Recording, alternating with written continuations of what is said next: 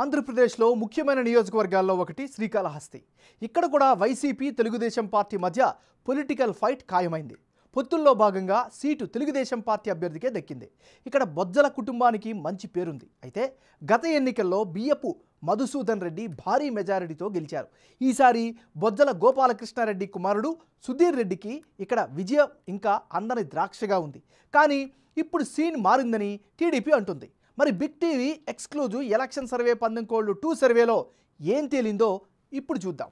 Latest report చూసే ముందు ఈ ఏడాది జనవరి 26న చేసిన పందెంకోళ్ళు 1 సర్వేలో శ్రీకాళహస్తి నియోజకవర్గంలో సర్వే అంచనాలు ఎలా వచ్చాయో ఓసారి రివైండ్ చేసుకుందాం.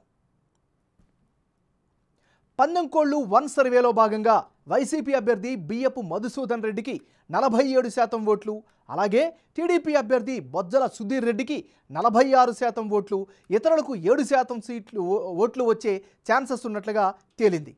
పార్టీల పొత్తులు అభ్యర్థులు ఖరారు తర్వాత కీలకమైన శ్రీకాళహస్తి సెగ్మెంట్లో పందెంకోళ్ళు 2 సర్వేలో భాగంగా వెల్లడైనటువంటి అంచనాలను ఇప్పుడు చూద్దాం. పందెంకోళ్ళు 2 సర్వేలో భాగంగా వైసీపీ అభ్యర్థి బియ్యపు మధుసూదన్ రెడ్డికి 48% ఓట్లు, టీడీపీ అభ్యర్థికి 46% ఓట్లు, ఇతరులకు 6% ఓట్లు వచ్చే అవకాశాలున్నట్లు వెల్లడైంది. పందెంకోళ్ళు 1 సర్వేకు పందెంకోళ్ళు సర్వే 2 మధ్య జనం యొక్క అభిప్రాయం ఎలా మారింది, వైసీపీ టీడీపీ అభ్యర్థుల్లో ఎవరికి ఎడ్జ్ పెరిగింది అన్నది ఇప్పుడు చూద్దాం.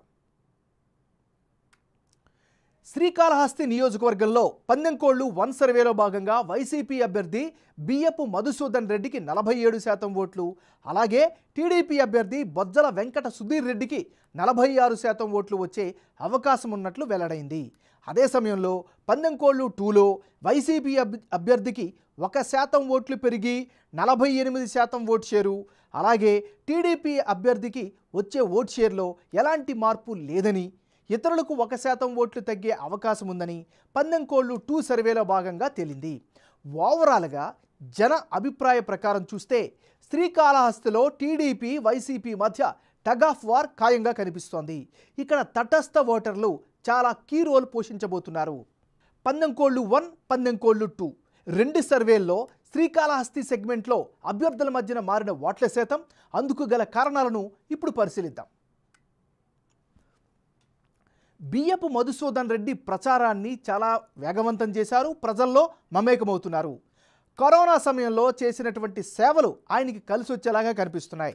వైసీపీ సర్కార్ స్కీములు, అభ్యర్థి వ్యక్తిగత ఇమేజ్ ఇక్కడ కీలకం కాబోతోంది.